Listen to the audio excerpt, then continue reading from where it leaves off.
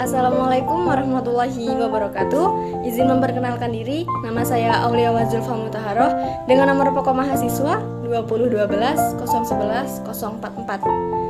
Di sini saya akan menampilkan video atau memberikan pemaparan penjelasan mengenai salah satu materi yang ada di mata kuliah Hukum Tata Negara dengan dosen pengampu Bapak Dr. Budiono, SH.MH.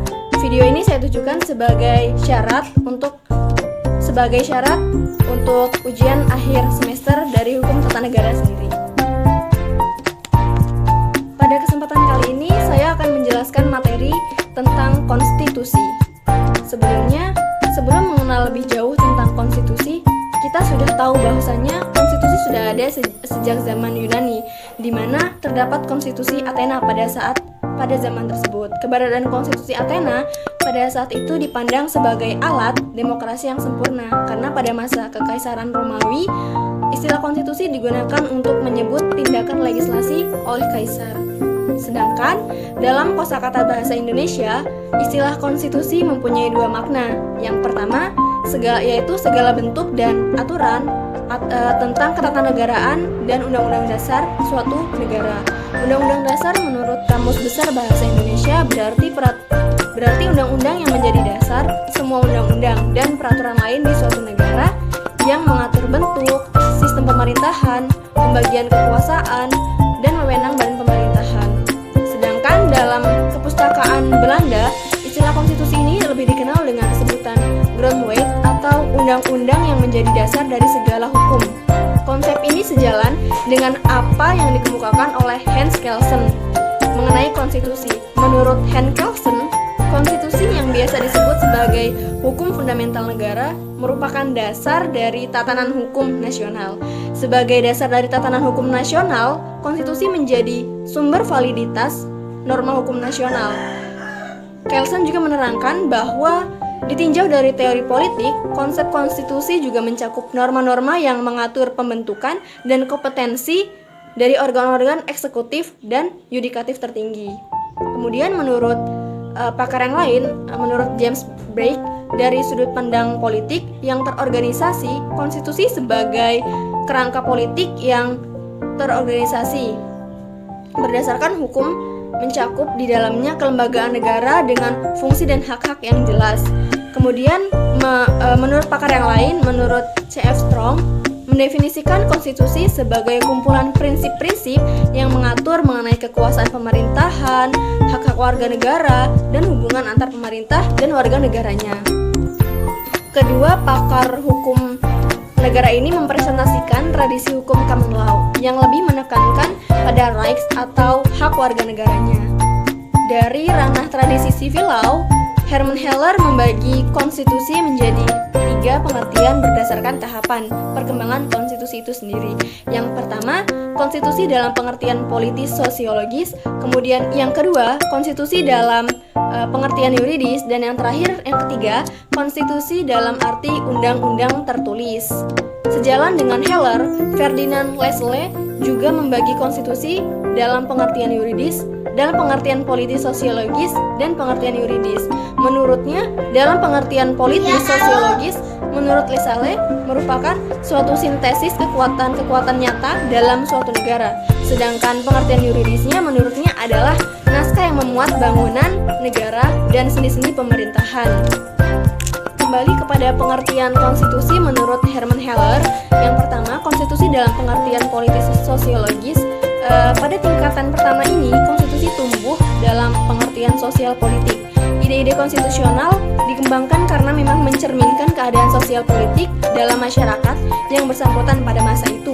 Konstitusi pada tahap ini dapat digambarkan sebagai kesepakatan politik yang belum dituangkan dalam bentuk hukum tertentu, melainkan tercermin dalam perilaku nyata dan kehidupan kolektif warga masyarakatnya pada saat itu.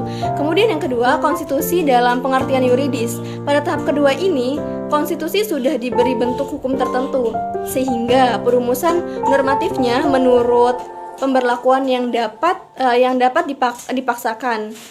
konstitusi dalam pengertian sosial politik yang dilihat sebagai kenyataan tersebut di atas, yang sudah dijelaskan di atas, dianggap harus berlaku dalam kenyataan. Oleh karena itu, setiap pelanggaran terhadap konstitusi haruslah dapat dikenai ancaman sanksi yang pasti. Kemudian yang ketiga, konstitusi dalam arti undang-undang tertulis. Pada tahap yang terakhir ini, peraturan konstitusi dalam peraturan tertulis. Pengertian terakhir ini merupakan tahap terakhir atau yang tertinggi dalam perkembangan pengertian Rechtsverfassung yang muncul sebagai akibat pengaruh aliran kodifikasi yang menghendaki agar berbagai norma hukum dapat dituliskan dalam naskah yang bersifat resmi. Jadi untuk bisa dituangkan dalam bentuk tertulis atau naskah yang bersifatnya resmi begitu. Kemudian tujuan dari konstitusi tertulis ini adalah untuk maksud mencapai kesatuan hukum atau unifikasi hukum. Kemudian untuk mencapai kesederhanaan hukum dan yang pastinya sebagai untuk mencapai kepastian hukum. Sementara itu, Kacewer dalam bukunya yang berjudul Modern Constitution membagi pengertian konstitusi ke dalam pengertian luas dan pengertian sempit. Menurut Weir, dalam pengertian luas, konstitusi dalam pengertian luas adalah sistem pemerintahan negara dan himpunan norma yang mendasari dan mengatur suatu pemerintahan. Norma-norma tersebut terdiri dari norma yuridis dan norma non-yuridis atau ekstralegal. Kemudian menurut Weir, pengertian konstitusi dalam arti sempit adalah sekumpulan peraturan-peraturan yang legal dalam ketatanegaraan suatu negara yang terhimpun dalam dokumen atau beberapa dokumen yang saling berkaitan, yang saling terkait satu sama lain. Kemudian ada pembagian dan klasifikasi konstitusi. Menurut Kacewer, Kacewer mengklasifikasikan konstitusi ke dalam 6 klasifikasi, yaitu sebagai berikut. Yang pertama, written and unwritten. Kemudian yang kedua, rigid and flexible. Kemudian yang ketiga, supreme and subordinate. Kemudian yang keempat, federal and unitary. Kemudian yang kelima ada separated powers and fused powers. Kemudian yang terakhir ada republican and monarchical. Pada klasifikasi written and unwritten atau konstitusi tidak tertulis sering disalahartikan oleh beberapa penulis buku konstitusi karena sebagai konstitusi yang tidak tertulis secara harfiah dan mengacu pada aturan-aturan yang tidak tertulis atau hukum kebiasaan. Pengertian ini adalah keliru karena yang dimaksud Kacewer sebagai unwritten adalah untuk menunjukkan naskah fundamental yang tidak terkodifikasi di dalam satu naskah undang-undang dasar. Contohnya itu seperti Inggris yang konstitusinya tersebar ke banyak naskah fundamental. Kemudian para ahli konstitusi Islam di sisi lain sepakat bahwa Piagam Madinah adalah konstitusi tertulis pertama di dunia karena Piagam Madinah atau Konstitusi Madinah adalah undang-undang dasar negara Madinah yang berisi kewajiban-kewajiban dan hak-hak warga negara. Sedangkan Jimli Asidki dalam Masdar Farid Masudi menjelaskan bahwa Konstitusi Madinah disepakati bersama oleh para kepala suku di kota Madinah ketika itu bersama Rasulullah SAW. Di dalam Piagam Madinah tersebut disepakati bahwa di antara sesama warga kota Madinah akan saling melindungi dan semua golongan akan berbagi beban dalam menyelesaikan berbagai masalah. Berbagai masalahnya di sini yang dimaksud adalah masalah perang menghadapi musuh dari luar pada zaman itu. Kemudian yang selanjutnya ada perubahan konstitusi. Perubahan konstitusi ini menurut Kacewer dapat dilakukan melalui beberapa cara. Di antaranya itu yang pertama, beberapa kekuatan yang bersifat primer atau some primary source. Kemudian yang kedua, perubahan yang diatur dalam konstitusi atau formal amendment. Kemudian yang ketiga, ada penafsiran secara hukum atau judicial interpretation. Kemudian yang terakhir, menurut Kacewer, perubahan konstitusi itu dapat dilakukan beberapa cara. Dengan cara yang terakhir yaitu kebiasaan yang terdapat dalam bidang ketatanegaraan atau usage and convention. Pada perubahan konstitusi secara informal, menurut Kacewer, terdapat kekuatan-kekuatan yang mampu menimbulkan perubahan konstitusi itu sendiri. Kekuatan itu sendiri oleh Ware dibagi menjadi dua, yaitu yang pertama, kekuatan yang dapat menciptakan berubahnya kondisi di suatu negara. Kekuatan itu memang tidak merubah kalimat-kalimat dalam konstitusi secara eksplisit. Namun, kekuatan tersebut mampu menciptakan kondisi yang dapat merubah makna atau kestabilan supremasi konstitusi. Jadi tidak merubah kalimat dalam konstitusinya, namun tidak merubah kalimat konstitusi secara eksplisit, namun dapat menciptakan dapat menciptakan makna atau kestabilan supremasi konstitusi yang berbeda. Kemudian yang kedua, kekuatan yang mampu menciptakan kondisi sehingga terlaksananya perubahan konstitusi secara formal melalui interpretasi hakim dan melalui konvensi atau kebiasaan ketatanegaraan menurut ketatanegaraan.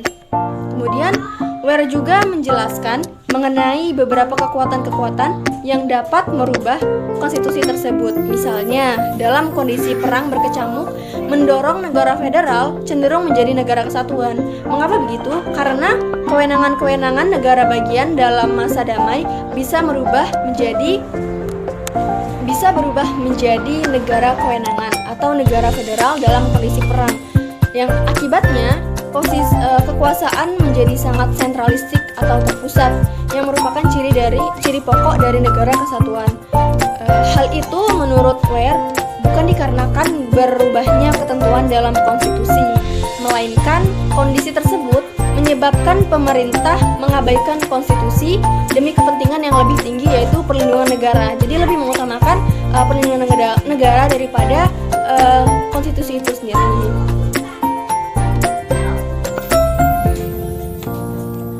Kemudian pengabaian konstitusi dalam kondisi tersebut yang menyebabkan konstitusi itu telah berubah secara informal. Sementara itu, menurut Miriam Budiarjo, ada 4 macam prosedur dalam perubahan konstitusi. Yang pertama, sidang badan legislatif dengan ditambah beberapa syarat. Misalnya, dapat ditetapkan forum untuk sidang yang membicarakan usul perubahan Undang-Undang Dasar dan jumlah minimal anggota badan legislatif untuk menerimanya. Kemudian yang kedua, ada referendum atau plebisit. Kemudian yang ketiga, ada negara-negara bagian dalam negara federal. Dan yang terakhir, ada musyawarah khusus atau special convention. Dengan adanya 4 macam prosedur dalam perubahan konstitusi menurut Miriam Budiarjo, kemudian ada pakar atau ahli yang hampir senada dengan pemikiran dari Miriam Budiarjo, yaitu C.V. Strong, mengemukakan beberapa cara perubahan konstitusi. Yang pertama, yaitu by the ordinary legislature but under certain restrictions, atau perubahan melalui lembaga legislatif biasa tetapi melalui aturan-aturan tertentu, misalnya oleh Indonesia. Kemudian yang perubahan kedua, by the people through of referendum, perubahan konstitusi yang dilakukan dengan persetujuan rakyat, maksudnya referendum melalui pemungutan suara. Contohnya itu terjadi pada masa peralihan Republik keempat Prancis menuju Konstitusi Republik kelima di bawah pimpinan Jenderal Charles de Gaulle. Kemudian yang ketiga, perubahan konstitusi menurut C.V. Strong adalah by a majority for all units of a federal state, di mana sistem yang menentukan perubahan konstitusinya melalui suara-suara pada negara-negara bagian pada sebuah negara federal. Contohnya itu terjadi pada negara Amerika Serikat yang melaksanakan perubahan konstitusi tersebut pada masa itu.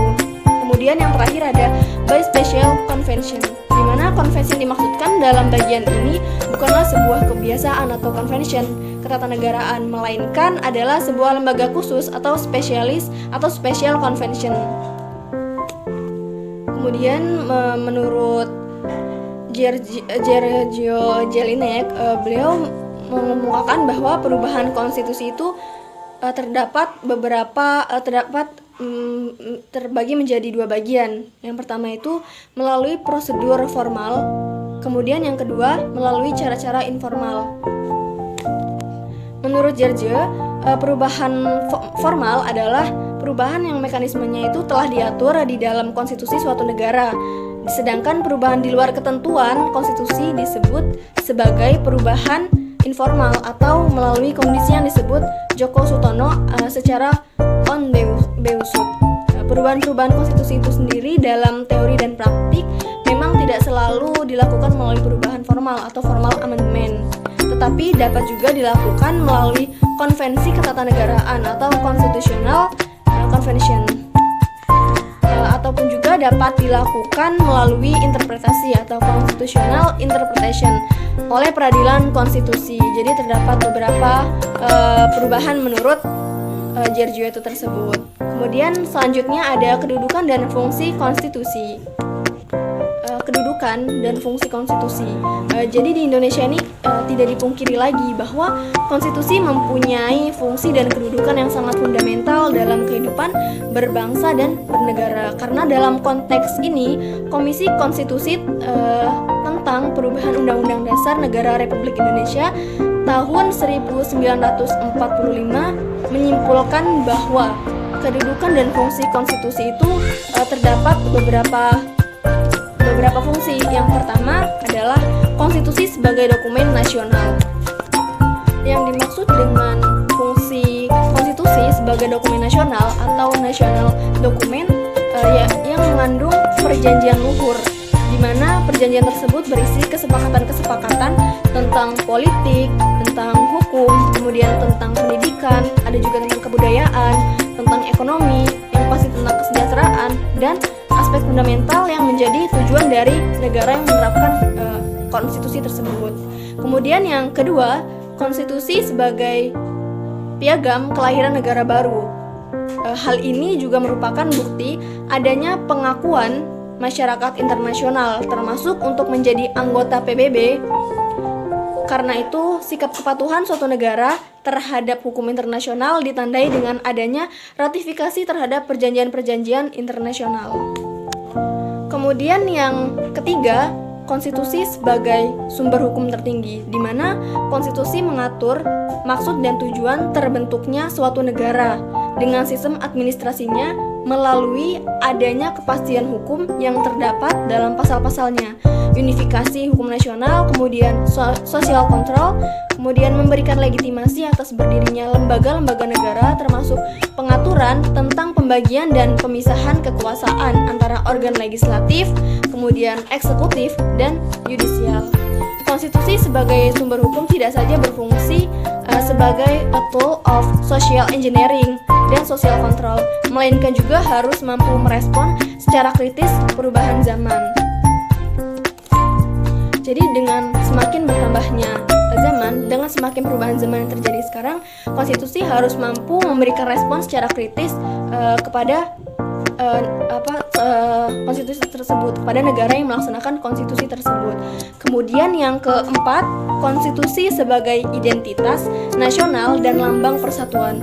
Konstitusi menjadi suatu sarana untuk memperlihatkan berbagai nilai dan norma suatu bangsa dan negara. Misalnya simbol demokrasi, keadilan, kemudian simbol kemerdekaan, kemudian simbol negara hukum yang dijadikan sandaran untuk mencapai kemajuan dan keberhasilan tujuan negara. Jadi dengan adanya identitas nasional tersebut dan lambang negara dapat menjadikan sebagai sandaran untuk mencapai suatu kemajuan dan keberhasilan tujuan negara tersebut karena sudah tersusun dengan rapi.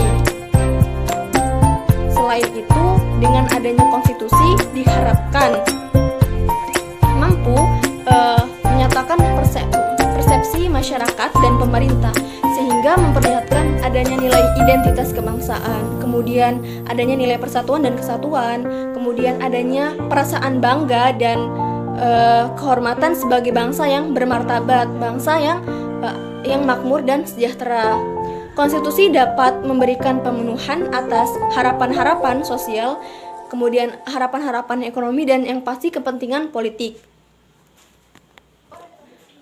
Selain itu, konstitusi dapat tidak hanya mengatur pembagian dan pemisahan kekuasaan dalam lembaga-lembaga politik seperti legislatif, eksekutif, dan yudisial. Akan tetapi juga mengatur di sini tentang penciptaan keseimbangan hubungan, checks and balance antara pemerintah di pusat maupun di daerah.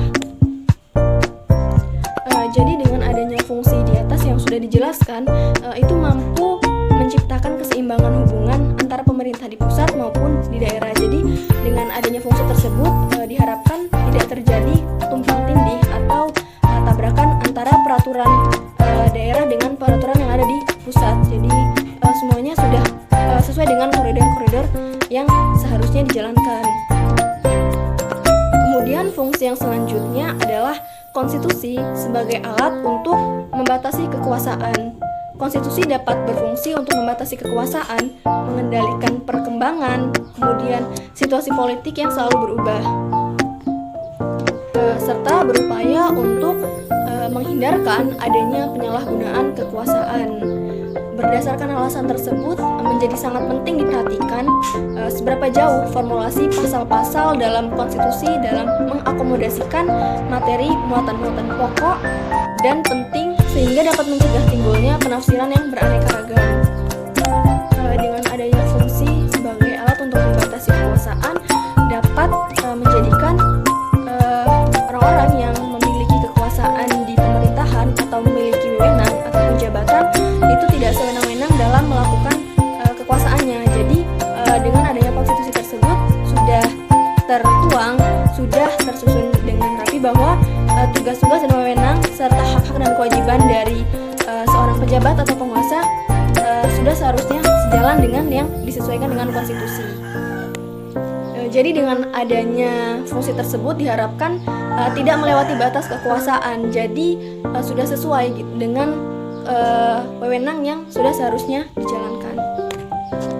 Kemudian yang terakhir fungsi dari adanya konstitusi yaitu sebagai pelindung HAM atau hak asasi manusia dan kebebasan warga negara. Jadi di sini dengan adanya konstitusi dapat melindungi hak-hak asasi manusia dan kebebasan warga negara dalam mengemukakan pendapatnya. Karena hal tersebut sudah menjadi ciri khusus di dalam suatu negara hukum, di mana ciri-ciri tersebut yang dimaksud adalah dengan ciri-ciri equality before the law, kemudian non-diskriminatif dan keadilan hukum atau legal justice, dan keadilan moralitas atau social and moral justice.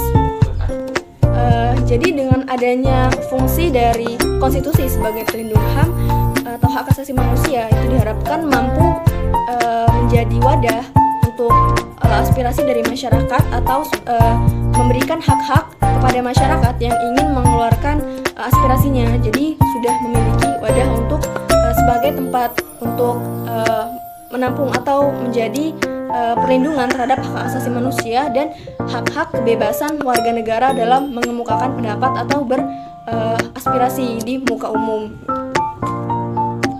Kemudian kembali lagi kepada pengertian konstitusi secara politis sosiologis menurut Lisel, yang dimana Lisel mengemukakan bahwa konstitusi merupakan suatu sintesis kekuatan-kekuatan nyata dalam suatu negara.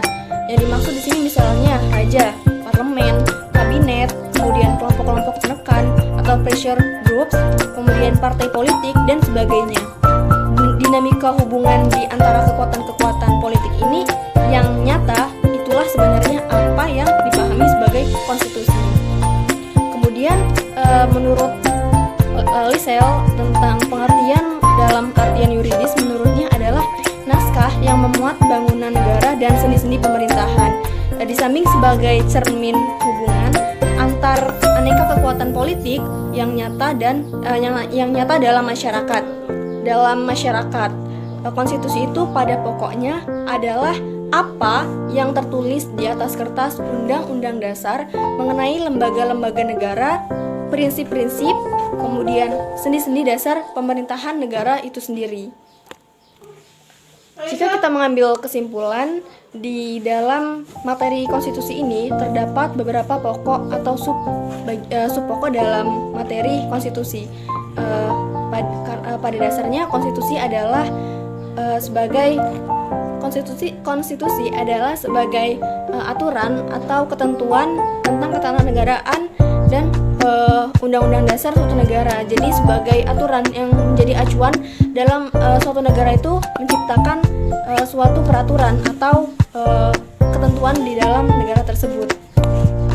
Jika kita mengambil kesimpulan, pengertian dari konstitusi pada umumnya bersifat kodifikasi, yaitu sebuah dokumen yang berisi aturan-aturan untuk menjalankan suatu organisasi pemerintahan negara. Namun dalam pengertian ini, konstitusi harus diartikan dalam artian tidak semuanya berupa dokumen tertulis atau formal. Karena menurut para ahli hukum maupun ilmu politik, konstitusi harus diterjemahkan termasuk kesepakatan politik, kesepakatan negara, kemudian kekuasaan, pengambilan keputusan, kebijakan dan distribusi maupun alokasi. Konstitusi bagi organisasi pemerintahan negara yang dimaksud terdapat beragam bentuk dan kompleksitas strukturnya, karena terdapat pula konstitusi politik atau hukum, akan tetapi mengandung pula arti konstitusi ekonomi. Saya akan memberikan penjelasan tentang sejarah konstitusi.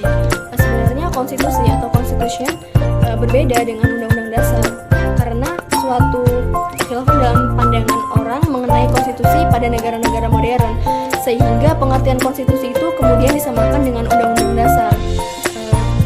Kesalahan ini disebabkan oleh pengaruh paham kodifikasi yang menghendaki agar semua peraturan hukum ditulis demi mencapai kesatuan hukum, kesadaran hukum, dan kepastian hukum. Begitu besar pengaruh paham kodifikasi sehingga setiap peraturan hukum karena penting itu harus ditulis, dan konstitusi yang ditulis adalah undang-undang dasar. Karena pada dasarnya secara umum terdapat dua macam konstitusi. Yang pertama itu konstitusi secara tertulis dan konstitusi yang tak tertulis. Hampir semua negara di dunia memiliki konstitusi tertulis atau undang-undang dasar yang pada umumnya mengatur mengenai pembentukan, pembagian wewenang, dan cara bekerja berbagai lembaga kenegaraan, serta perlindungan hak asasi manusia. Sementara itu, negara yang dikategorikan sebagai negara yang tidak memiliki konstitusi adalah negara Inggris dan Kanada. Di kedua negara tersebut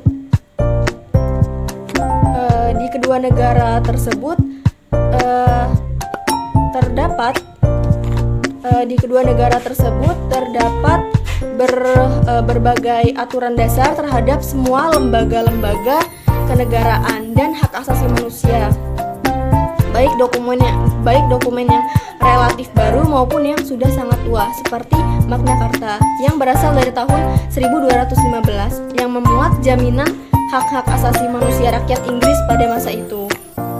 Kemudian karena ketentuan mengenai kenegaraan itu tersebar dalam berbagai dokumen atau hanya hidup dalam adat kebiasaan masyarakat itu, maka Inggris masuk dalam kategori negara yang memiliki konstitusi tidak tertulis. Karena pada hampir semua konstitusi tertulis diatur mengenai pembagian kekuasaan berdasarkan jenis-jenis kekuasaan. Dibentuklah lembaga-lembaga negara. Dengan demikian, jenis kekuasaan itu perlu ditentukan terlebih dahulu. Baru kemudian dibentuk lembaga negara yang bertanggung jawab untuk melaksanakan jenis kekuasaan tertentu itu. Kemudian beberapa sarjana mengemukakan pandangannya mengenai jenis tugas atau kewenangan itu. Salah satunya yang paling terkemuka adalah pandangan Montesquieu, bahwa kekuasaan negara itu terbagi dalam 3 jenis atau dalam 3 klasifikasi kekuasaan yang harus dipisahkan secara ketat. Ketiga jenis kekuasaan itu adalah: pertama, kekuasaan membuat peraturan perundang-undangan atau legislatif. Kemudian yang kedua, kekuasaan melaksanakan peraturan perundang-undangan atau eksekutif. Kemudian yang terakhir, kekuasaan kehakiman yaitu yudikatif. Pandangan lain mengenai jenis kekuasaan yang perlu dibagi atau dipisahkan di dalam konstitusi dikemukakan oleh Van Vollenhoven dalam buku karangannya State Recht over Zee. Ia membagi kekuasaan menjadi 4 macam, yaitu pertama, pemerintahan atau bestur, kemudian yang kedua, perundang-undangan, kemudian yang ketiga, kepolisian, dan yang terakhir, pengadilan. Van Vollenhoven menilai kekuasaan eksekutif itu terlalu luas, dan karenanya perlu dipecah menjadi 2 jenis kekuasaan lagi, yaitu kekuasaan pemerintahan dan kekuasaan kepolisian. Menurutnya, kepolisian memegang jenis kekuasaan untuk mengawasi hal berlakunya hukum dan perlu memaksa untuk melaksanakan hukum. Sedangkan menurut Wirjono dalam bukunya yang berjudul Hukum Tata Negara, dalam bukunya yang berjudul Asas-asas Hukum Tata Negara di Indonesia, mendukung adanya gagasan dari Van Vollenhoven ini. Bahkan ia mengusulkan untuk menambah dua jenis lagi kekuasaan negara, yaitu kekuasaan kejaksaan dan kekuasaan pemeriksa keuangan untuk memeriksa keuangan negara, serta menjadi jenis kekuasaan kelima dan keenam. Berdasarkan teori hukum ketatanegaraan yang dijelaskan di atas, maka dapat disimpulkan bahwa jenis kekuasaan negara yang diatur dalam suatu konstitusi itu pada umumnya terbagi atas 6. Di antaranya itu, yang pertama, kekuasaan membuat undang-undang atau legislatif. Kemudian yang kedua, kekuasaan melaksanakan undang-undang atau eksekutif. Kemudian yang ketiga, kekuasaan kehakiman atau yang biasa disebut dengan yudikatif. Keempat, kekuasaan kepolisian. Kemudian kekuasaan kejaksaan. Dan yang terakhir, kekuasaan memeriksa keuangan negara. Selanjutnya, perkembangan konstitusi di Indonesia. Para pendiri Negara Kesatuan Republik Indonesia telah sepakat untuk menyusun sebuah Undang-Undang Dasar sebagai konstitusi tertulis dengan segala arti dan fungsinya. Sehari setelah proklamasi kemerdekaan Republik Indonesia yang pada tanggal 17 Agustus 1945, Konstitusi Indonesia sebagai suatu revolusi groundwork telah disahkan pada tanggal 8 Agustus 1945 oleh Panitia Persiapan Kemerdekaan Indonesia dalam sebuah naskah yang dinamakan Undang-Undang Dasar Negara Republik Indonesia. Dengan demikian, sekalipun Undang-Undang Dasar 1945 itu merupakan konstitusi yang sangat singkat dan hanya memuat 37 pasal, namun ketiga materi muatan konstitusi yang harus ada menurut ketentuan umum teori konstitusi telah terpenuhi dalam Undang-Undang Dasar Negara Republik Indonesia tahun 1945 tersebut. Karena pada dasarnya kemungkinan untuk mengadakan perubahan atau penyesuaian itu memang sudah dilihat oleh para penyusun Undang-Undang Dasar 1945 itu sendiri pada masa itu. Kemudian yang selanjutnya, dalam sejarah perkembangan ketatanegaraan Indonesia ada 4 macam undang-undang yang pernah berlaku di Indonesia. Yang pertama, periode 18 Agustus 1945 sampai dengan 27 Desember 1949. Saat Republik Indonesia diproklamasikan pada tanggal 17 Agustus 1945, Republik yang baru ini belum mempunyai undang-undang dasar. Sehari kemudian, pada tanggal 18 Agustus 1945, rancangan undang-undang disahkan oleh PPKI sebagai Undang-Undang Dasar Negara Republik Indonesia setelah mengalami beberapa proses.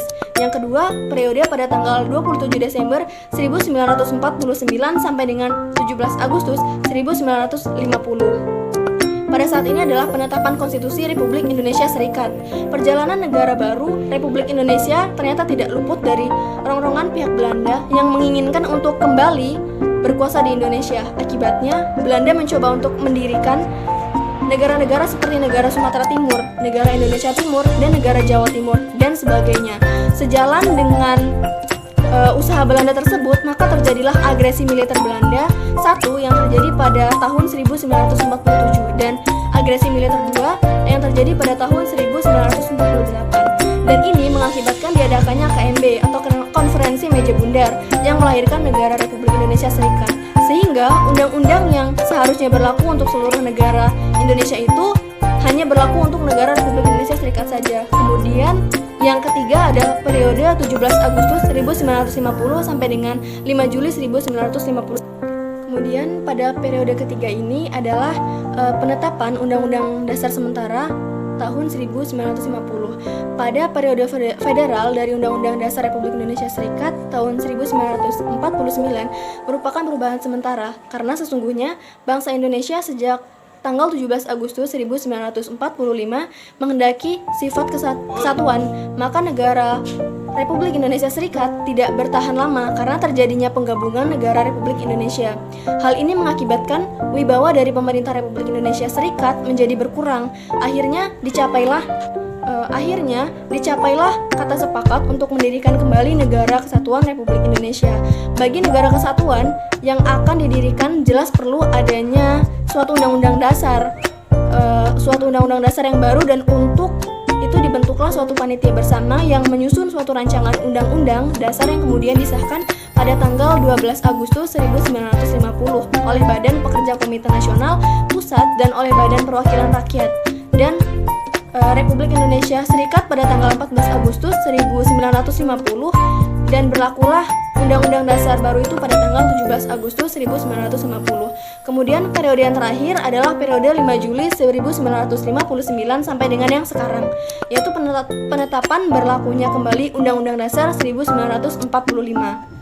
Dengan munculnya Dekret Presiden 5 Juli 1959, berlakulah kembali Undang-Undang Dasar 1945 dan perubahan Majelis Permusyawaratan Rakyat sementara Orde Lama pada masa 1959 sampai dengan 1965 menjadi Majelis Permusyawaratan Rakyat sementara Orde Baru. Perubahan itu dilakukan karena Majelis Permusyawaratan Rakyat sementara Orde Lama dianggap kurang mencerminkan pelaksanaan Undang-Undang Dasar 1945 secara murni dan konsekuen.